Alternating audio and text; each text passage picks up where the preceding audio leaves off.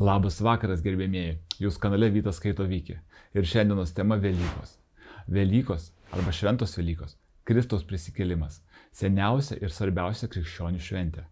Švenčiama paminėti Kristaus prisikėlimą iš numirusiųjų po nukryžiavimo, kuris laikomas viso krikščioniškojo mokymo pagrindu.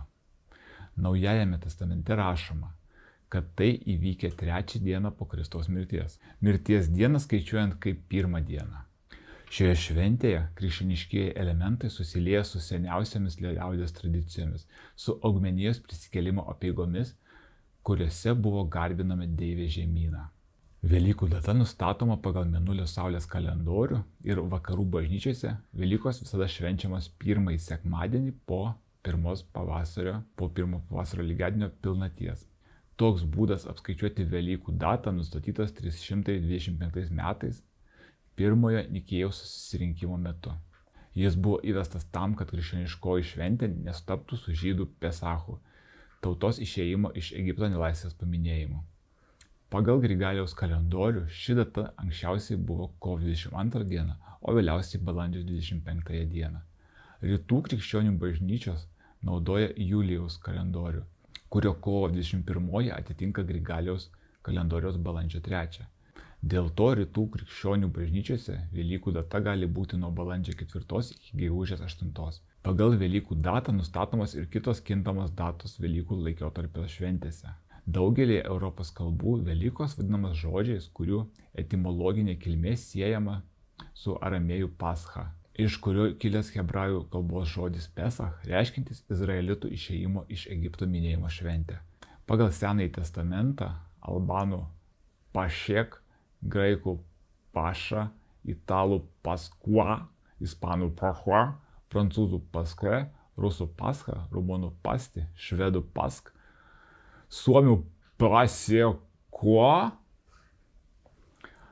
anglų Eastern ir vokiečių Ostern siejami su senovės germanų aušros deive Ostara.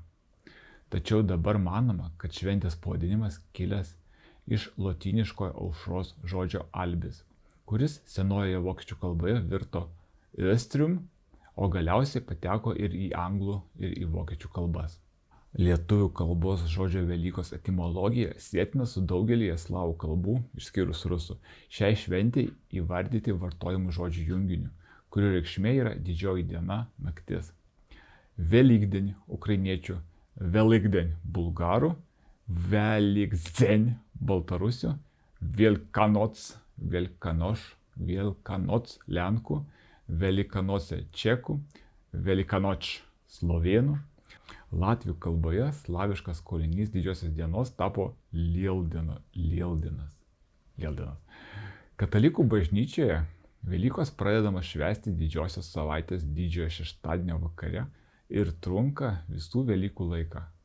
Nusileidus saulei pradedamas švęsti Velyknaktis. Nakties tamsoje švenčiama iškilminga nakties šviesesnės už dieną liturgija. Bažnyčiose susirinkę tikintieji apšviečia aplinką savo atsineštomis uždegtomis žvakėmis.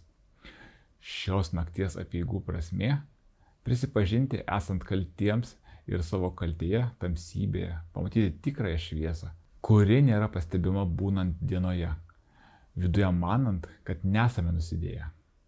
Šių apeigų metu skaitoma ypač daug šventojo rašto ištraukų, kuriuose pranašaujamas Mesijo atėjimas ir visus žmonės atpirksanti dievišką atsiduodanti meilė, giedamos psalmės.